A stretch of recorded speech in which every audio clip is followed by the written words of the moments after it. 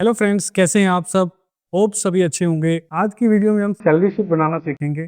वो सभी टर्म सीखेंगे जिसको लेकर सभी कंफ्यूज रहते हैं, जैसे बेसिक हो गया, एचआरए हो गया, कन्वीनियंस अलाउंस हो गया, स्पेशल अलाउंस हो गया। सैलरी शीट में हम पीएफ कैसे डिडक्ट करते हैं, ईएसआई कैसे डिडक्ट करते हैं, नेट सैलरी हम कैसे निकालते हैं, तो वो सारी टर्म्स डिस्कस करेंगे। बेसिक को निकालने के लिए हम कौन सा फॉर्मूला यूज करते हैं, एचआरए को निकालने के लिए हम कौन सा फॉर्मूला यूज करते हैं। तो वीडियो उन लोगों के लिए वेरी वेरी इंपॉर्टेंट है जो एचआर की प्रिपरेशन कर रहे हैं, एचआर की ट्रेनिंग लेना चाहते हैं। तो उन लोगों के लिए भी ये वीडियो उतनी ही इम्पोर्टेंट है जैसे जितनी कि एचआर के लिए, क्योंकि बहुत सारे एम्प्लॉयज़ ऐसे होते हैं जो कंपनी में नई-नई कंपनी में ज्वाइन करते हैं, उनको अपनी सैलरी की टर्म्स नहीं पता होती, उनको नहीं पता होता कि बेसिक क्या होता है, एचआरए क्या होता है या कन्विंस मेडिकल अलाउंस क्या होता है।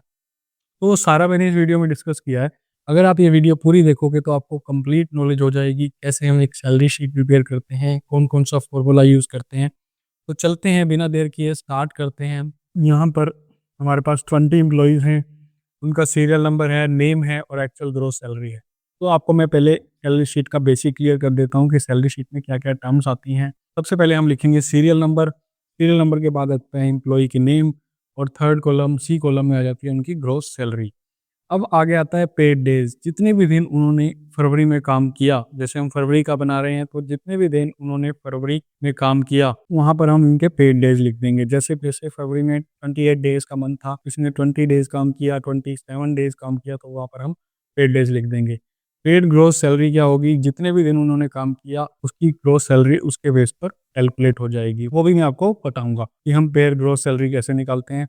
जो पेड ग्रॉस सैलरी होती है उसके बेस पे हम बेसिक कैलकुलेट करेंगे। फिर आता है एचआरए, हाउस रेंट अलाउंस, फिर कन्वीनियंस अलाउंस, स्पेशल अलाउंस और फिर उनकी फाइनल ग्रॉस सैलरी क्या हो। फिर हम आगे चलेंगे डिडक्शन के पार्ट पे, जिसमें पीएफ का डिडक्शन 12% जो एम्प्लॉयी साइड से होता है वो हम कैलकुलेट करेंगे। ईएसआई का डिडक्शन जो एम्प्लॉयी का 0.75% होता है वो हम कैलकुलेट करेंगे। वो सब डिडक्शन करने के बाद जो नेट सैलरी आती है वो हम कैलकुलेट करेंगे। तो बिना देर किए स्टार्ट करते हैं। मैंने आपको बेसिक चीज़ क्लियर कर दी। अब हम फॉर्मूला से पूरी शीट कैसे तैयार करते हैं, कैसे हम शीट को ऑटोमेट बनाते हैं, वो हम समझते हैं। ये शीट का लिंक मैं आपको अपनी डिस्क्रिप्शन में शेयर कर दूँगा, तो वहाँ से आप इसकी प्रैक्टिस भी कर सकते हो। तो अभी हम स्टार्ट करते हैं। हम सबके नंबर ऑफ पेड डेज़ डाल देंगे, कितने दिन कोई एम्प्लॉयी आया और कितने दिन की उसकी सैलरी डिडक्ट हो। तो यहाँ पर मैंने सभी के नंबर ऑफ डेज़ डाल दिए हैं। तो यहाँ हम पेड ग्रॉस सैलरी निकालने के लिए कौन-सा फॉर्मूला यूज़ करेंगे? पेड ग्रॉस सैलरी क्या होती है? जितने भी दिन उसने काम किया, उसके बेस पर उसकी पेड ग्रॉस सैलरी कैलकुलेट होती है। पृथ्वी सिंह है, लेट्स से वो 11 दिन आया, तो उसकी 11 दिन की सैलरी हम यहाँ पर पेड ग्रॉस सैलरी में निकाल देंगे। तो कैसे निकालते हैं समझते हैं। Equal to round actual gross salary divide by 28। Divide by 28 का क्या मतलब है, जितने भी मंथ फरवरी में हैं या मार्च में हैं या अप्रैल में हैं, अप्रैल में 30 दिन है तो डिवाइड बाय 30, मार्च में है तो डिवाइड बाय 31, उतने ही दिन डिवाइड हो जाएंगे। अब इनटू में क्या करेंगे, जितने दिन वो आया, नंबर ऑफ वर्किंग डेज यानी पेड डेज उसके कितने हैं 28, कोमा 0, ब्रैकेट बंद, एंटर। यहाँ पर हमारा 28 डेज आया तो यहाँ पर 28 डेज के हिसाब से उसकी सैलरी पूरी आएगी। अगर ये एम्प्लॉई 26 दिन आया होता तो यहाँ पर 26 दिन की सैलरी के साथ 37,143 उसकी सैलरी बनती। तो दोबारा से 28 डेज कर देता हूँ और अगले की हम सैलरी, मैं वैसे इस फॉर्मूले को ड्रैग भी कर सकता हूँ, बट आपको समझाने के लिए मैं दोबारा से टाइप कर देता हूँ फॉर्मूला, फिर हम इसको ड्रैग कर कर नीचे ले जाएंगे। स्टेप बाय स्टेप सीखेंगे ग्रोस सैलरी कैसे निकालते हैं, बेसिक एचआरए कन्वीनियंस सब सीखेंगे। बड़े ध्यान से देखना, वीडियो थोड़ी सी लंबी हो सकती है बट आपने पेशेंसली इसको देखना है। अगर आप कुछ सीखना चाहते हो, बिगिनर लेवल पर होकर भी आप एडवांस बनना चाहते हो, तो बड़े ध्यान से देखना। ऐसे ही हम इसका निकाल लेंगे round gross salary divide by number of days in a month multiply by paid days यानी working days, कोमा 0, ब्रैकेट बंद एंड एंटर। अगर यहाँ पर मैं इसके 11 दिन कर दूँ तो इसकी 11 दिन की सैलरी कर, तो वैसे 28 दिन आए तो मैं यहाँ पर इसकी 28 वापस कर दूँ। होप आपको क्लियर हो गया होगा। अब हम इस फॉर्मूले को ऐसे ही नीचे ड्रैग कर देंगे तो सबकी जितने भी दिन की सैलरी है उसके हिसाब से कैलकुलेट हो जाएगी। जैसे किसी 50,000 सैलरी है, पूरा मंथ आया तो उसकी 50 के साथ, कोई 22,000 सैलरी वाला बंदा है भैया, ये 22 दिन आई तो इसकी 22 दिन के हिसाब से सैलरी, क्योंकि राउंड फार्मूला यूज़ करने का मतलब ये है कि हमारे यहाँ पे पॉइंट्स में सैलरी ना आए, प्रॉपर राउंड अप होकर आए, ताकि हमारे लिए समझने में ईजी हो। अब बेसिक सैलरी क्या होती है? बेसिक सैलरी डिपेंड करती है आप कौन सी सिटी में रह रहे हैं। अगर आप मेट्रो सिटी में रह रहे हैं तो वहाँ पर बेसिक सैलरी की परसेंटेज डिफरेंट होती है। नॉन मेट्रो सिटी में थोड़ी परसेंटेज कम होती है। जैसे जनरली 40% नॉन मेट्रो सिटी में और 50% मेट्रो सिटी में कंसीडर की जाती है। But as per new government rule जो भी अब बेसिक सैलरी होगी वो सीटीसी या ग्रोस का 50% ही कंसीडर होगी। तो हम यहाँ पर रूल के हिसाब से चलेंगे, जो अब नया गवर्नमेंट का रूल आया है तो उनकी ग्रोस सैलरी यानी सीटीसी पर कैलकुलेट होगी। तो यहाँ पर हम बेसिक सैलरी कैसे निकालते हैं वो जानते हैं। यहाँ पर हम जो फॉर्मूला यूज करेंगे 50% ऑफ द ग्रोस सैलरी। तो यहाँ पर हम equal round 40,000 into 50% comma 0 bracket 1। तो यहाँ पर हमारी 50% बेसिक निकल कर आ गई है पेड ग्रोस सैलरी की। जितनी भी उनकी पेड ग्रोस सैलरी बनी है उसका 50% यहाँ पर उसकी बेसिक सैलरी आ जाएगी। ऐसे ही मैं नीचे करके दिखा देता हूँ, equal to round paid gross salary हम यहाँ पर सिलेक्ट कर रहे हैं। Paid gross salary into 50% comma 0 bracket 1 enter. यहाँ पर इसके 50% निकल कर आ गई। ऐसे ही हम इसको ड्रैग कर देंगे। ड्रैग करने के बाद आप देख सकते हो सभी की सैलरी 50% यहाँ पर निकल कर आ गई है। तो होप आपको पेड ग्रोथ सैलरी कैसे निकालते हैं, बेसिक कैसे निकालते हैं वो क्लियर हो गया होगा। अब बात आती है एचआरए की। एचआरए हम बेसिक के ऊपर कैलकुलेट करते हैं। एचआरए की फुल फॉर्म क्या होती है? House rent allowance. जब भी कोई एम्प्लॉय अपने घर को छोड़कर दूसरी जगह पर काम करने जाता है और वहाँ पर वो रूम रेंट पर लेता है तो कंपनी उसको कंपनसेट करने के लिए एचआरए देती है। तो ये होता है एचआरए। एचआरए हर कंपनी देती है, की मर्जी है, चाहे वो रेंट पर रहे या अपने रिलेटिव के यहाँ रहे, चाहे वो अपने घर पर वापस आ जाए, बट हर कंपनी उसको एचआरए देती ही है। तो एचआरए हम कैसे कैलकुलेट करते हैं? एचआरए हम बेसिक पर कैलकुलेट करते हैं 40% ऑफ बेसिक। कुछ कंपनी इसको 50% भी लेती हैं, 30% भी लेती हैं, बट जनरली जो 40% इसका एवरेज चलता है तो हम यहाँ पर 40% के हिसाब से हम एचआरए कैलकुलेट करेंगे ऑन बेसिक। बेसिक हम किस पर कैलकुलेट करते हैं? ग्रोस सैलरी पर। एचआरए हम कैलकुलेट करते हैं बेसिक सैलरी पर। तो यहाँ पर हम इक्वल राउंड 40% यहाँ पर हम कैलकुलेट करेंगे इंटू 40% कोमा 0 ब्रैकेट बंद एंड एंटर। एंटर करने के बाद आप देख सकते हो 40% उसका एचआरए निकल कर आ गया। मैं नेक्स्ट आगे फिर से समझा देता हूँ। Round bracket open basic into 40% comma 0 bracket बंद एंटर। तो यहाँ पर उसका 40% निकल कर हमारे सामने आ गया। अब हम इसी फॉर्मूले को नीचे ड्रैग कर देंगे और हमारा सभी एम्प्लॉयज़ का एचआरए कैलकुलेट हो जाएगा। अब ये एचआरए किस पे कैलकुलेट हुआ है? बेसिक पर। बेसिक का 40%। तो ये आपको क्लियर हो गया होगा एचआरए क्या होता है और बेसिक क्या होता है। नेक्स्ट हम आ जाते हैं convince allowance. Convince allowance fix होता है 1600। तो हम यहाँ पर सभी का 1600 डाल देते हैं। तो बेसिकली कन्वेंस अलाउंस होता क्या है? कन्वेंस अलाउंस को हम ट्रैवल अलाउंस भी बोलते हैं। एक एम्प्लॉय को अपने घर से ऑफिस, ऑफिस से घर जाने के लिए ये हर कंपनी अपने एम्प्लॉय को कन्वेंस अलाउंस देती है। तो यहाँ पर कन्वेंस अलाउंस फिक्स होता है, हम यहाँ पर 1600 सभी का डाल देंगे। तो हम इसको इसमें हम कोई फॉर्मूला मेडिकल अलाउंस देती है जिसमें उसके जितने भी हेल्थ रिलेटेड जो भी बिल्स होते हैं वो सारे जितने, जिसमें उसके एम्प्लॉय के जितने भी हेल्थ रिलेटेड बिल्स होते हैं, जो भी उनके मेडिकल एंड एक्सपेंस होते हैं वो सारे इसमें कवर होते हैं। जो साल का 15,000 कंपनी देती है, 15,000 को अगर हम 12 से डिवाइड करें तो 1250 पर मंथ हर एम्प्लॉय को कंपनी मेडिकल अलाउंस के रूप में देती है। तो ये भी फिक्स होता है, हम यहाँ पर इसको 1250 कर देंगे सभी एम्प्लॉय का। अब हम इसको यहाँ पर ड्रैग करके नीचे ले आएंगे। सब एम्प्लॉय का जैसे ये भी फिक्स्ड होता है कन्वेंस अलाउंस की तरह 1250। साल का बनता है 15,000। कन्वेंस अलाउंस साल का बनता था 19,200। अब आ जाता है स्पेशल अलाउंस। जो कुछ भी अलाउंस, ये सब सब कुछ मिलने के बाद जो रह जाता है ग्रोस सैलरी में से, जैसे किसी की ग्रोस सैलरी 40,000 है तो सब कुछ जैसे बेसिक एचआरए कन्वेंस और मेडिकल अलाउंस मिलने के बाद जो बैलेंस रह जाता है उसको हम स्पेशल अलाउंस में डाल देते हैं। तो यहाँ पर हम स्पेशल अलाउंस कैसे कैलकुलेट करेंगे, बड़े ध्यान से देखना। इक्वल टू 40,000 माइनस, तो अदर अर्निंग्स क्या है इसमें? Basic, HRA, convince allowance and medical allowance.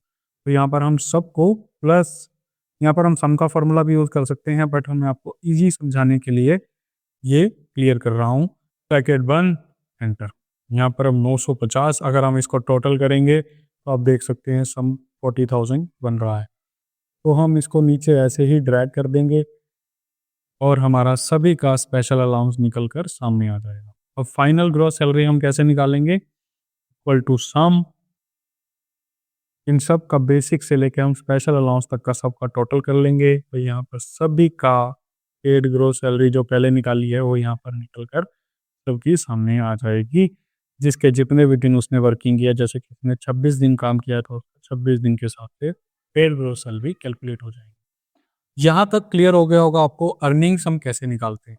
अब आप राइट साइड में देख रहे होगे डिडक्शन लिखी हुई है। डिडक्शन में क्या क्या आता है? पीएफ डिडक्शन होती है, ईएसआई डिडक्शन होती है, टीडीएस की डिडक्शन होती है। तो ये सब डिडक्शन का पार्ट होते हैं। ग्रोस सैलरी में से जब हम डिडक्शन को लेस करते हैं तो वो हमारी नेट सैलरी होती है। बट मेन बात आती है कि हम डिडक्शन कैसे निकालें, पीएफ हम कैसे कैलकुलेट करेंगे, ईएसआई हम कैसे कैलकुलेट करेंगे। तो पीएफ किस पर कैलकुलेट होता है? सबसे पहले हम बेसिक समझते हैं। पीएफ किन लोगों पर एप्लीकेबल होता है? जिनकी भी बेसिक सैलरी 15,000 से कम है उनके लिए मैंडेटरी होता है पीएफ की डिडक्शन। बट अगर किसी एम्प्लॉय की सैलरी बेसिक सैलरी 15,000 से ऊपर भी चली जाती है, उसकी विश है, अगर वो अपना पीएफ कंटिन्यू करना चाहता है तो कर सकता है। बट ईएसआई के केस में क्या होता है? ईएसआई ग्रोस सैलरी पर एप्लीकेबल होता है। अगर किसी की ग्रोस सैलरी 21,000 या 21,000 से कम है तो उस पर मैंडेटरी है ईएसआई की डिडक्शन। ईएसआई एक तरह का हेल्थ कार्ड होता है जो उन एम्प्लॉय को मिलता है जिनकी सैलरी 21,000 से कम है। तो ईएसआई 0.75% डिडक्ट होता है, PF 12% of basic, ESI 0.75% of gross. अगर किसी की सैलरी 21,000 से ऊपर है तो उसका ईएसआई डिडक्शन एप्लीकेबल नहीं होता। तो हम सीखते हैं कि हम पीएफ कैसे निकालते हैं। ये वेरी इंपॉर्टेंट फॉर्मूला है, तो हम इसको बड़े ध्यान से देखेंगे, बड़े ध्यान से समझेंगे भी कि कैसे हम निकालते हैं। इफ F5 मतलब basic salary is less then और इक्वल टू 15,000, अगर किसी की सैलरी बेसिक सैलरी 15,000 से कम है या बराबर है तो उसकी बेसिक सैलरी का 12% कैलकुलेट हो जाए। नहीं है, अगर किसी की सैलरी 15,000 से ऊपर है तो 1800 हमारे सामने आ जाए। तो यहाँ पर हम एंटर कर देंगे। तो यहाँ पर 1800 आ गया। क्यों आया? इसकी बेसिक सैलरी 30,000 थी। अगर मैं यहीं पर बेसिक सैलरी 14,000 कर दूं तो इसका यहाँ पर 1680 उसी के बेस पर निकल कर आ जाएगा। अब आगे मैं दोबारा से लिख देता हूँ फॉर्मूला ताकि आपको और क्लियर हो जाए। फिर हम इसको ड्रैग कर नीचे ले जाएंगे। इज इक्वल टू इफ, यहाँ पर हम कंडीशनल फॉर्मूला यूज कर रहे हैं। If basic salary is less than equal to 15,000 then basic salary का 12% हमारे सामने आ जाए, नहीं तो 1800 आ जाए। अगर किसी की बेसिक 15 से ऊपर है तो यहाँ पर 1800 आ जाए, ब्रैकेट बंद और एंटर। यहाँ पर देख सकते हैं आप 1800 निकल कर आ गया। तो ऐसे ही हम इस फॉर्मूले को ड्रैग कर नीचे ले आएंगे, सभी की कैलकुलेट हो जाएगी। आप देख सकते हो जिनकी सैलरी 15,000 से बेसिक सैलरी कम है उनका इतना आया है, जिनकी 15,000 से ज़्यादा है उनका 1800 आया है, जिनकी 6,000 बेसिक है उनका 6,000 के हिसाब से कैलकुलेट हो गया है। तो कितना इजी है, वेरी सिंपल। अभी मैं आपको बताऊंगा कि अगर हम पेड डेज के बेस पे हमारी शीट कैसे ऑटोमेट हो जाएगी। आगे हम जानते हैं कि ईएसआई कैसे कैलकुलेट करते हैं। ईएसआई भी सेम ऐसे हम कैलकुलेट करेंगे। यहाँ पर हम कंडीशनल फॉर्मूला लगाएंगे। इफ़ ग्रोस सैलरी, यहाँ पर हम ग्रोस सैलरी कंसीडर करेंगे। तो ये ग्रोस सैलरी हमारे सामने है। इफ ग्रोस सैलरी इज, यानी कि K5 is less than equal to 21,000, अगर 21,000 से कम है, 21,000 के बराबर है तो ग्रोस सैलरी का 0.75% हमारे सामने आ जाए। अगर किसी की सैलरी 21,000 से ज़्यादा है तो यहाँ पर 0 आ जाए, तो उसका हम 0 कंसीडर करेंगे। ब्रैकेट बंद, एंटर। अब आप देख सकते हैं इसकी ग्रोस सैलरी 40,000 है तो यहाँ पर 0 आ गया। मैं 21,000 कर दूँ यहाँ पर तो आप देख सकते हैं का 158 आ गया है। तो वापस मैं इसको 40,000 कर देता हूँ। फिर से मैं फॉर्मूला आपको समझा देता हूँ। If gross salary is less than equal to 21,000, then gross salary into 0.75%, otherwise 0। अगर 21,000 से ऊपर है तो 0 आ जाए। तो यहाँ पर भी 0 आ गया क्योंकि इसकी सैलरी 21,000 से ऊपर थी। अब हम इस फॉर्मूले को ड्रैग कर देंगे। अब जिनकी भी सैलरी 21,000 से कम या 21,000 के बराबर होगी उनके आगे ESI निकल कर हमारे सामने ऑटोमेट आ जाएगा।